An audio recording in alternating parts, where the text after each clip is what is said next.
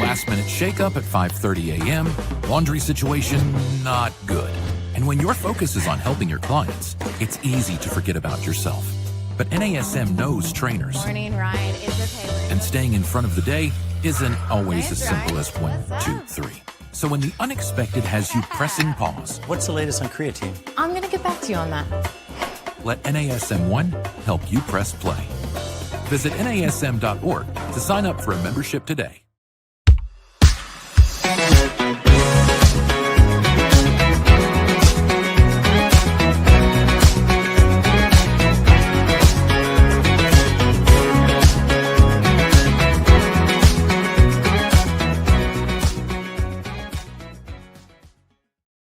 Well, hello there, listeners, and welcome to this week's episode of the Better Than Fine podcast. I'm your host, wellness coach, and well-being expert, Darlene Marshall. And by training, I studied in the field of positive psychology, which we like to say we study the things that make life worth living. That means studying things like love, finding meaning and purpose, what it means to live a life based on our values, and maybe faith or spirituality, relationships. Basically, all these different components, how do they weave together to build a life of well-being? And personally, my sweet spot in the middle of that whole Venn diagram of things is I specialize in the relationship to the body and the way that we care for it and how that then impacts how we exist in the physical world, right? How do we show up embodied and experience well-being? How do we build a lifestyle that allows that to happen so that we can flourish, we can thrive, and then we can live all the things that we're here to do in our lives, whatever that means to you. Anyway, it is a weird time to be an expert in this kind of stuff. There are plenty of things that people feel like they have to worry about. I'm not going to list them all for you because you don't need to hear that. You know, whatever is going on in your life, in your world, I'm not going to stress you out more by listing them. But in the years that I have done this work, not just the 13 years I've been in fitness and wellness, but the 6 years that I have been studying, living with, coaching, teaching the tools of positive psychology and well-being, I've come to realize that underneath the meditations and the journaling and all of the practices that we do in order to build well-being, there are certain skills that hold that well-being up. Kind of prerequisite emotional, psychological skills. So we practice gratitude, we practice savoring, we make time for our mental health walks and for our working out. We do all of this stuff, but underneath that are these psychological and emotional skills.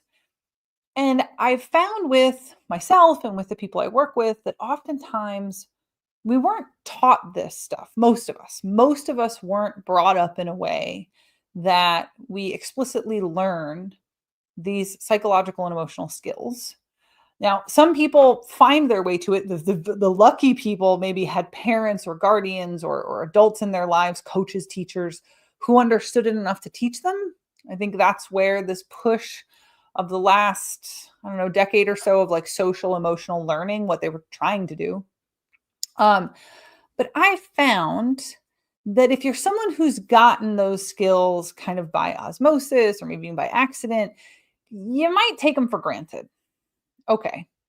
But if you don't have them, the flip side of that coin, how are you supposed to learn them? Where are we supposed to get them from as adults, right? If we weren't one of the lucky people. And even more challenging sometimes is how do we even explain to the people that don't have them how different their life could be if they're willing to experiment and learn these kinds of psychological and emotional skills. It's become part of my job to try to communicate that to people, what kind of transformation they might have in their experience of living their life if they open themselves up to the idea that maybe there's a different way of being. And the reason that it's so difficult is that when you think about your mind, when you think about your cognition, your experience of yourself, we're going to get real woo here for a second, in your consciousness, it's really hard to explain how different your experience could be because all you know is your experience, your subjective reality. Today, I want to talk about one of those kinds of skills. And it's a challenge sometimes to talk about these kinds of skills because we're talking about the skills of those experiences, right? We're talking about something that's abstract that can only be directly experienced. And this is one of the big challenges of teaching like meditation skills. And that's the kind of skill we're talking about. So it's a skill that I have come to see more and more as not just a foundation to well-being, kind of globally well-being, but foundational to finding meaning, foundational to deeper senses and experiences of connection, right? Instead of just the idea of connection, what does it mean to experience feeling connected, to better relationships, not just with others, but also with ourselves? Right? That's a big skill to say it affects all of these different things that, like, let's face it, most people want. Most people want to feel well, to be happy, to feel connected to others and their experience. And so that skill is called present moment awareness. Big phrase, present moment awareness. And it literally is exactly what it sounds like. Are you able to show up and be fully present in the experience of your life? And it can be hard to explain what that thing is because it's kind of abstract. But I think most people can wrap their head around its opposite, its antithesis, which is when you're really, really stressed out. And the last thing you want to do is tune in, right? You're so overwhelmed, you're so overstimulated, you're frustrated, you're angry, you're uncomfortable, you're whatever, and you want to unplug. And I've made no secret of the fact that the last few months of my life have been particularly hard. I've been going through a lot of stuff, myself, my family, like we're in it. Just because you're a well-being expert doesn't mean that you're exempt from the difficult things in life. One of the things I've been joking about with my family and friends is that as a well-being expert, I'm even more painfully aware of exactly what's happening as a person who helps other people learn to cope and de-stress, right? I can feel it. And there have been plenty of nights where I have used, let's call them my less than healthy coping strategies to unplug myself, to unplug my mind, because I'm just so uncomfortable that I'm trying to get through. So if that's you, I'm not demonizing that. I would be a horrible hypocrite, which is like my personal kryptonite. Hypocrisy drives me insane. So I would be a terrible hypocrite if I sat here and was like, oh yeah, never you, that ain't me. But some of the earliest studies on present moment awareness and well-being were these random studies. Thousands of people would get pinged. They'd get a push notification or a text to their phones random times throughout the day. And they'd be asked, what are you doing? What are you thinking about? And then rank your well-being. And what those studies found is that people who were thinking about the past very often didn't feel good emotionally. People who were thinking about the future very often didn't feel that great. But it was the people who were engaged in the present moment. They were paying attention to what it is they were doing. Those were the people that tend to say they had higher well-being. And then they started looking at why. What's that about? And what they found was that the people who were thinking about the past were often ruminating about their mistakes, their regrets, the bad things that had happened to them in their lives. And the people who were thinking about the future were often anxious about what might happen, what could go wrong. But the people who were engaged in the present moment, the one that they were the happiest, were immersed in their experience of themselves and their lives. And today, I want to take a closer look at what it means to be present, why you should care, and how you could build these skills for yourself. So you're listening to the Better Than Fine podcast. I'm your host, Darlene Marshall, and today we're talking about how to be more present in your life and how that can contribute to your own well-being. I don't want to be too alarmist in this next point I'm trying to make. And I'm also going to throw out there, if you hear something that sounds like sawing wood, that's Princess, my dog, just snoring away. So if that's a weird sound you're hearing, that's what you're hearing is little girls taking a nap. So I don't want to be too, that's not what the alarming thing is. Princess is not alarming. She's wonderful, but I don't want to be too alarmist. Most of us live in a world that has been manufactured to exploit us. And that might sound like this big extreme statement, but let me break it down for you. So most of us eat manufactured foods. Statistically, most Americans on average get between 60 and 70% of their calories from ultra processed foods. Those foods have been designed so that you crave them a lot and you'll eat more calories than you necessarily need because of those cravings. And they have lower nutrient density because it's cheaper to make those foods with lower nutrient density. So that's the food. Then we have manufactured environments that have been designed to be so comfortable that you don't need to work for your survival, right? Air conditioning, heating, whatever. There's lots of examples of the ways in which our spaces are designed to make us extremely comfortable, and then we don't have to work that hard. And then, of course, our devices. We all have phones and gaming systems and tablets and whatever that have been designed to exploit our attention so that it takes us longer to turn them off or put them down, right? The impulsive way that you'll reach for your phone, or the way that Netflix, I remember when they designed that it would just roll into the next episode, right? In our streaming services. That was so we would sit there and binge longer and longer. I remember that behavior changing. Here's the thing. Even when every foundational need, whim, impulse can be easily indulged, people aren't happier, right? Even in this state where most of us have easier access to luxuries, conveniences, and comforts than most human beings that have ever lived, we are less and less happy. Why? Well, it turns out when you study this stuff that just being comfortable and getting the things that you think that you want don't actually make people happy. And oftentimes, the types of comfort and indulgences and pleasures that we think we want actually are kind of empty, right? The pleasures, indulgences, when you get them all the time, they become meaningless. They become a bit hollow. And even worse, while it used to be marketers who would try to tell us the things that we want, now it's algorithms. And very often what they're telling us that we want is what the corporations that they represent want us to buy. So our attention just goes to the highest bidder. And whatever the tune of the current sponsored content is, that's where our attention gets hooked into. And none of that actually makes us happier. None of that makes us more satisfied or well in a meaningful way.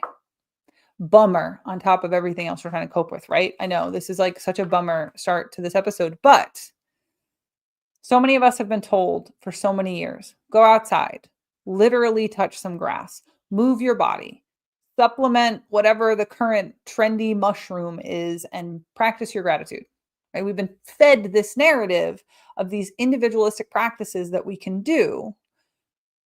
But if none of that feels like it's working for you, right? You're touching grass, you're going outside, you're practicing gratitude, you're doing your journals. I want you to ask yourself, are you doing all the wellness practices mindlessly? Are you practicing these skills or are you pantomiming them? Do you tune out when you're doing the thing, or are you radically present in the practice? Being present in your life, having this skill of present moment awareness, even just listening to this show right now, are you listening while you do like 15 other things? Or are you absorbing the information and how you can apply it to your life? And again, not to scold you, because I am just as human as you are too. But present moment awareness isn't necessarily like sunshine and unicorn farts, right? It's not just the shiny, happy people. Sometimes when we tune in, we're uncomfortable because we start building this skill and we become aware of the things that aren't working in our lives. That can be uncomfortable. But we have to be present if we're going to practice, because we're building a neurological and cognitive skill set that we need in order to make better decisions about what it is we actually want. So yeah, sometimes we start meditating and journaling and we think it's going to relieve stress and we start feeling worse. And really what we are is becoming aware of the more uncomfortable bits.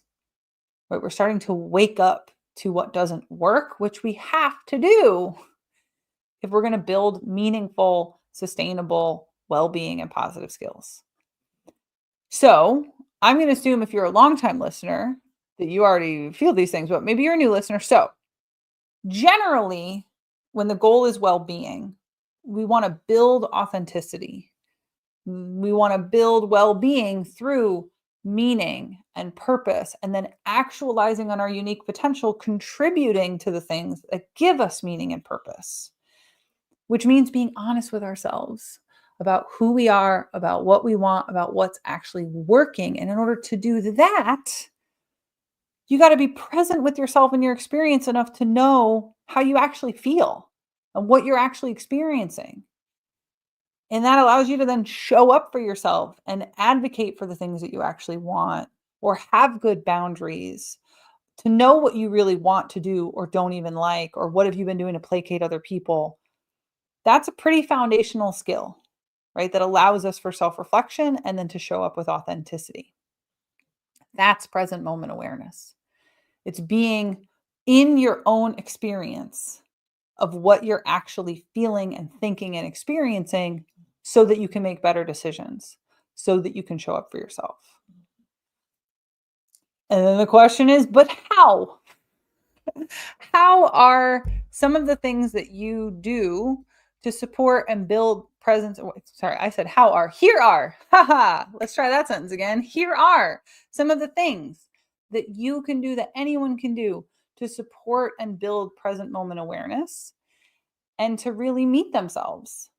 To meet themselves in this journey of life and living, connect with that authenticity, and then it helps you to not need to numb out and unplug, right? Things are going to go wrong. Stuff's going to go sideways. You're going to have things that are outside of your control, but that's going to go better if you know yourself well enough to know what are the right decisions for me, what are the wrong decisions for me, so that you're not tripping and ending up in that need to numb state. You're listening to the Better Than Fine podcast. I'm your host, Darlene Marshall. And how do we be present in our lives? How do we build this skill of present moment awareness? Well, I've got 3 sets of practices, 3 sets of tools that I want to share with you around building these skills of presence. And the first thing is going to be to shape your environment. I listed for you earlier all the ways that our environment has been manufactured in order to sometimes exploit us, right? Our highly processed foods, ultra processed foods, exploit our physiology, our gut microbiome, our craving instincts, so that we will eat more of them. Our devices exploit our attention so that we can't put them down. And if you know that, you can start to make choices that allow you to shape your life away from the things that maybe ruin your ability to make decisions for yourself. And we want to do that so that if we're not being exploited, we can be more present, right? We're not being pulled away from what we care about. So let's say that I want to be more present for meals with my family, and I do want that. I'm going to not only keep my phone off the table or turn my screen face down, I'm going to put it away. I'm going to put it in my bag. I'm going to leave it in my car. Phone away, TV off. Now, again, I'm going to own my own life. If I'm watching TV with my dad, if I'm having dinner with my dad, I probably have the TV on because that's how we bond. Again, I'm not demonizing if we do it that way. But if you're in a situation that you want to be actively listening, you want to be actively present, we know that even just the presence of your phone in your space is pulling your attention because it's been designed to mess with your dopamine. So let's get it out of the way. Let's get it away so that I can't even see it. It's not even subconsciously there. Because I'm going to be more present if I'm not being drawn to that device. So that's just one example of how I might shape my environment. We could also flip it the other way, right? Maybe I'm going to designate specific times of my day when I engage with social media. So that way, I'm like, okay, I'm going to indulge my squirrel brain during lunch. Because if I indulge my squirrel brain during lunch, I'm going to focus a lot better later on in the day. And it can be helpful to remember that your mind is trained just like a muscle. And the neurology of the mind will adapt to the most consistent stimulus that it is given. So we want to give it times and places to interact with those things in an appropriate way. So then we have more bandwidth for deep focus, for paying attention to people, for relating to one another in a positive way. So that we can be more present in our lives, we can be more intentioned about how and when and where we engage. So another example, if we're going to talk about the phone, is if you want to be more present, maybe even more intimate with your partner, don't have your phone anywhere near your bed. There are studies that show that partners who keep their phones away from where they sleep have more intimacy, they have a higher quality of their relationship. Get your phone out of your bed. We also know that even just having your phone in your bed affects sleep.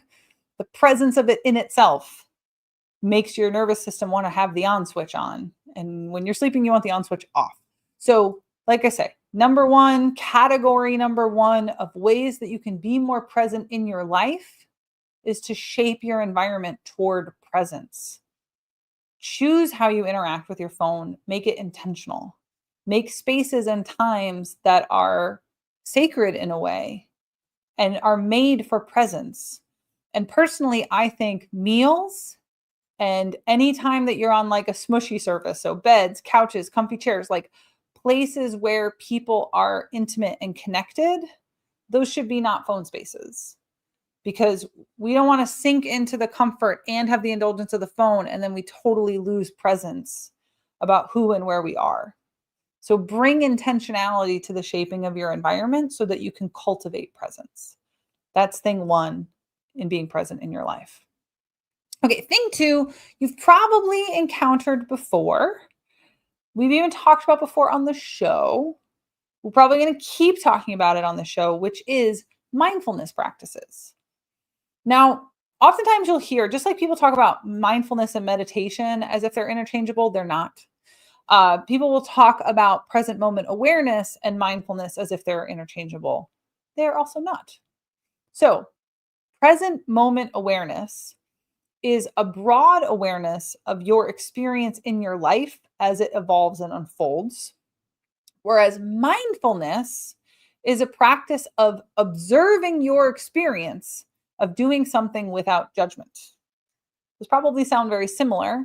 I get how they might not sound like there's that much difference between them, and maybe I'm splitting hairs and whatever, but I think labels and words matter. They need to mean things, right? For language to mean anything. So generally, present moment awareness is considered to be a like subcomponent of mindfulness, that mindfulness is present moment awareness plus non-judgment equals mindfulness. So present moment awareness is like whatever's unfolding in my life right now has my attention. It has my focus. So they're not interchangeable. And there's lots of ways to practice mindfulness, meditation being one of them. Maybe you practice a mindfulness meditation, right? Observing your breathing is a mindfulness meditation. Maybe you don't like that. Or body scan. Body scan is another good example of a mindfulness meditation. I am observing the sensations that happen in my body. Maybe you want to try mindful eating, which is present moment awareness and non-judgment applied to a meal. Maybe it's mindful walking. I actually think mindfulness is one of those cool things that you could have a mindfulness practice of just about anything. So like mindful gardening, I'm going to observe all of the different sensations that I might observe and the phenomenon of working in the garden, as opposed to just like headphones are on, I'm listening to music and my hands are just doing what my hands do, which tends to be how I garden. I love doing my own landscaping. I do all of the work on my property physically because I find it very satisfying. My job is so heady. So like being out there with my hands in the dirt feels super good to me. But I'm not going to lie to you, Marge, like I have a totally like spaced out, I'm just vibing to the music, enjoying the dirt. That's not a mindfulness practice. I'm present, I'm not ruminating forward or back, but I'm not necessarily mindful of the gardening activity itself, if that makes sense. So, what makes it mindful is the intentioned, careful observation of as many facets of the experience as possible for a given activity. Maybe it's a set duration, like, okay, I'm going to do this breath meditation. I'm going to observe my breathing for 8 minutes. Right? That would be a specific duration. Or it's, I've got this project in the garden and I'm going to really be present for it for however long it takes, or the meal, or the whatever. Another great example is mindful movement. If you go back in the archives, we had Mallory Fox on talking about mindful movement and the way in which movement can be a really fun mindfulness tool, because we're observing all of the different experiences and what comes up for them in our experience of moving our bodies. So lots of different ways that we can practice mindfulness. All right, so tool number 1 for being more present in your life, because it's a skill, it's a muscle, we're going to build it through our neuroplasticity. We're going to be intentioned and find these cultivations. And so the first one is to shape your environment. You're going to make choices that allow you to be more present for the things you actually care about. And I'm not saying you got to shape your environment and be intentional in every single moment of your day. I think that would make you neurotic. But what do you actually care about? How will you shape the environment of those moments so that you can be present with intention? That's number 1. Number 2 is when you're doing all of your gratitude practices and your journaling and your whatever, actually be mindful. Don't just pantomime the doing, be present in it and practice mindfulness. Maybe it's through mindful movement, mindful eating, journaling, meditation, whatever it is, practice, not pantomime, mindfulness. And then the third tool I want to suggest to you to help you build the skill of being more present in your life is single tasking. You've probably heard of multitasking, which I have heard, I have read, I have seen some studies that multitasking is probably a myth. That the idea of we can do multiple things at once. Now, could I have something that's such a rote task that I could do that thing while I'm thinking about something else? Of course, I do it when I'm driving all the time, right? But most of the time when we think we're multitasking, we're toggling in our minds, our brains, between multiple things. And we're not actually doing any of them as well as if we just focused on that one thing. And a friend of mine who is a Zen Buddhist was probably the first time I really heard about this kind of single tasking concept, that you're going to do one thing, you're going to do it with your full attention, and then you're going to move into the next thing executed with your full intention, and then the next thing and the next thing. And I loved the idea, this friend of mine explaining to me, that if it's something I'm going to spend my life essence on, if it's something I'm going to give my awareness, my attention, my gifts, my time, my energy, which are so precious, right? Because it all only goes one way in time. I should give it my full attention. I should give it my full dedication. So single tasking. It is exactly what it sounds like. Just do one thing. Finish that email. Move on. Finish that thought. Move on. Finish this sentence before I jump to another thing. And yes, that is something I had to write for myself while making the notes for this show, because I caught myself jumping all around, which is not uncommon when I'm writing the show, because my brain is percolating and thinking, and it's deep work. And Cal Newport would be atrocious about the way I jump from task to task. If you don't know who Cal Newport is, Deep Work is his book. We want to cultivate this state of mind where we can maintain that kind of singular focus, because that allows us to be more present. Again, not to keep beating this idea, but like something like TikTok or push notifications on your phone, they are designed to prevent you from single tasking. They are designed to pull you out of the presence in your life so that you will do whatever it is that that device is trying to get you to do in that moment. And that makes us less happy. That makes us less satisfied because we're not actually in the moment we're in. We're doing whatever it is that we've been hooked into doing. So, my last suggestion to you is, and I do this myself, shut off the push notifications on your phone for most of your apps. Shut off the push notifications for most things to your wearable. So, I wear a Garmin watch. I get no pushes from my phone. The only thing that syncs on my Garmin watch is one way, which is all of my data to the app. So I get my useful feedback of the wearable. And then when I'm hiking, I push the map to my watch. And other than that, those are the only communications because I don't want my watch buzzing while I'm doing the show, right? I don't want my watch pinging my text to me while I'm sitting at dinner. Shut off as many push notifications as you can on your device, even just as an experiment for a few days. And what you'll notice is how many fewer apps you actually open without them nudging you to do it. You might notice that you're more present in the things that you're doing, and you're better able to do all of these other things we're talking about: single tasking, showing up, cultivating your environment, because you're not being nudged all the time to do what some other app, some other entity, some other designer thought that you should be thinking about. And that gives you a bit more agency, which then allows you to be more intentioned, which then you can make better habits and choices and build better well-being. And you get the idea. It just cascades from there.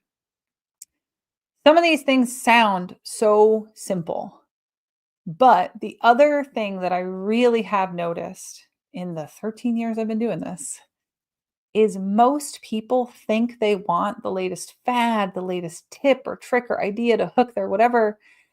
And actually what most people need is the basics, because most people struggle just to live up to their best intentions of the simple things.